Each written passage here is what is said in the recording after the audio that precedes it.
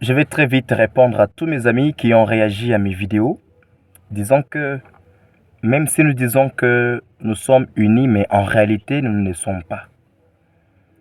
Je vais d'abord parler sur l'unité de l'Église et aussi demander à votre conscience, qu'est-ce que vous appelez unité de la foi?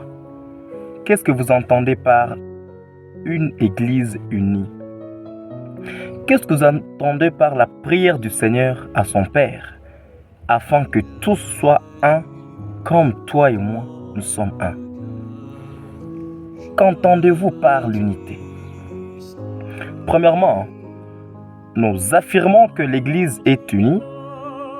Elle est une, sainte, universelle. Pourquoi? D'abord, c'est l'unité de la foi. Nous avons une même foi, un seul Seigneur, un seul Dieu et Seigneur de tous, un seul esprit, un seul baptême. D'abord, tout chrétien conscient sait que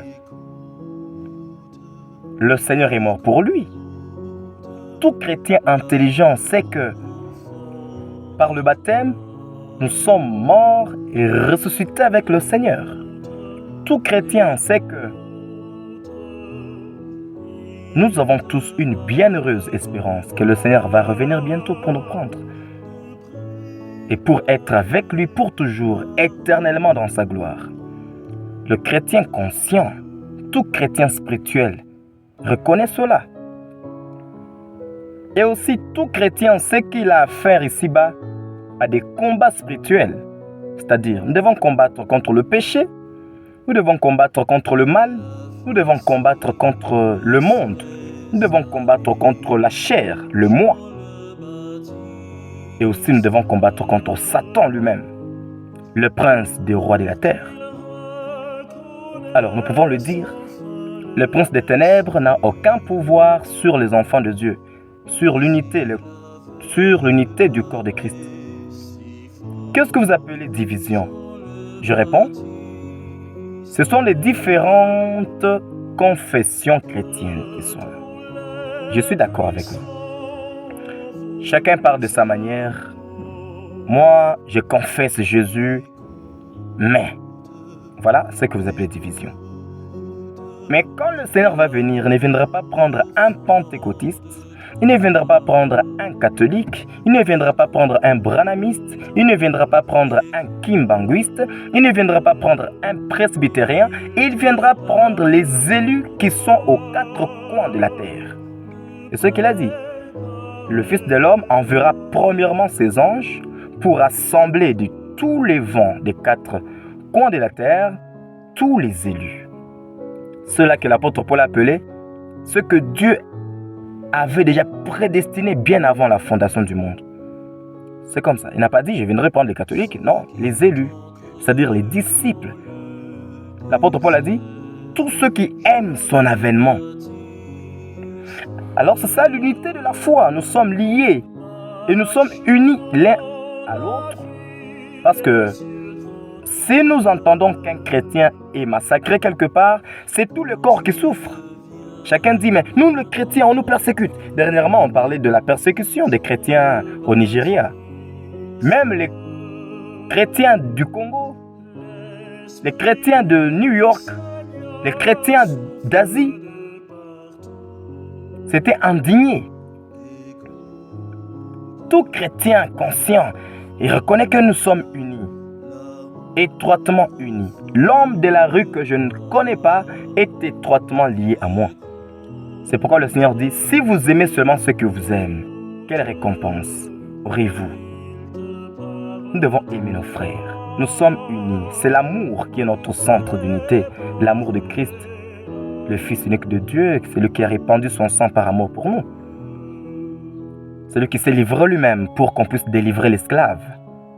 Oh Père Tout-Puissant. Pour délivrer l'esclave, tu livras ton fils bien-aimé. Pour le rachat du péché du monde entier.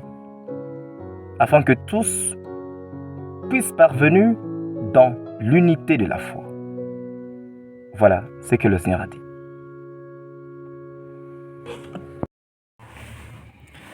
l'élément clé, soit l'événement le plus important du rassemblement de l'Église en tant que corps du Christ, tout chrétien qui est versé dans l'Écriture, tout chrétien lecteur de la parole de Dieu, la Bible, la Sainte Bible, c'est que l'élément principal, l'événement le plus important qui nous a rassemblés tous, c'est la résurrection du Seigneur Jésus-Christ. Voilà ce qui a rassemblé l'Église. Oui, nous disons que le sang est le centre de l'unité du chrétien. Oui, nous sommes d'accord. C'est le sang qui nous a réunis, le sang infiniment précieux du Christ, son sang qui nous a valu un pardon éternel. C'est ce sang précieux qui a été répandu pour la rémission des péchés de plusieurs. Mes péchés. Et aussi tes péchés. Le sang de Jésus, le Fils unique de Dieu.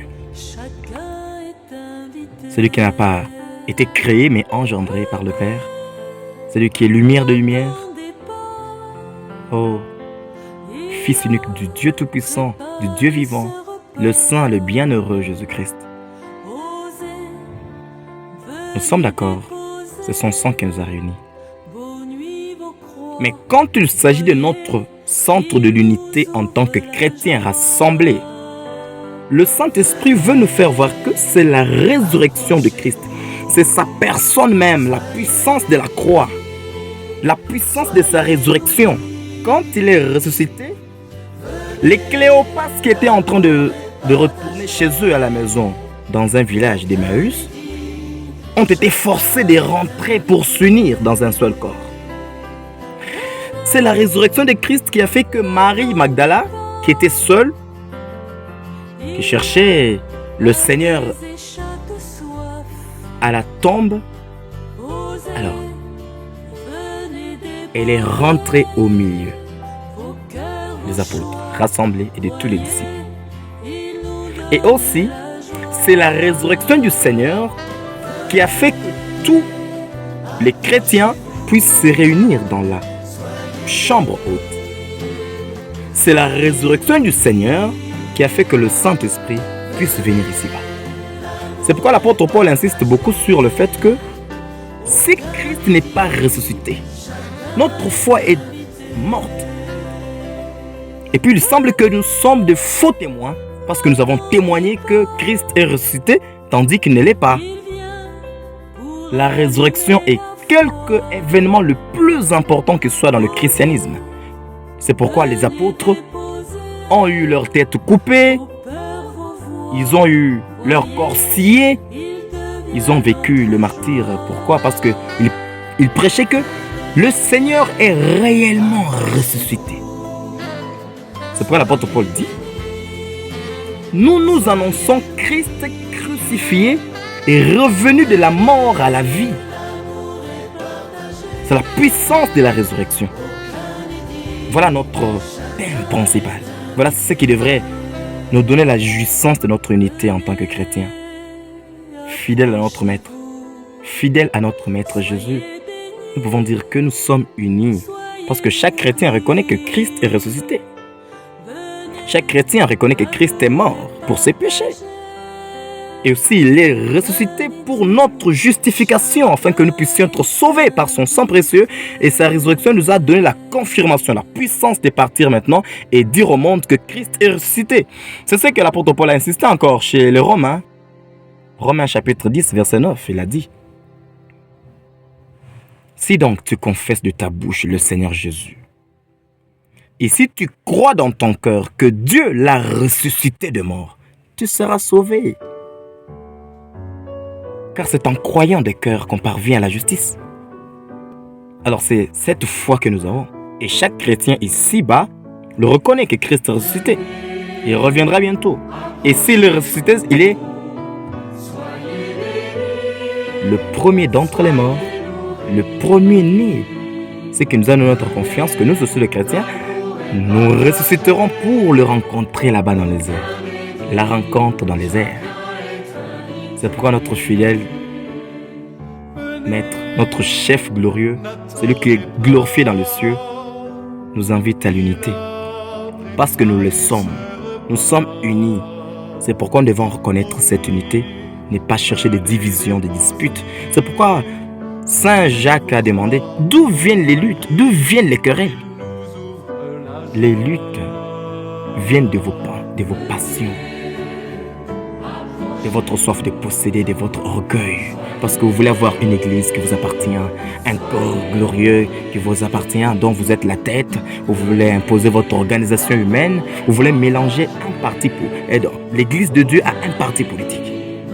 Ça, c'est un corps de Christ vivant où tous les corps, quel que soit le nombre de disciples, quel que soit le nombre de membres, nous formons un seul corps.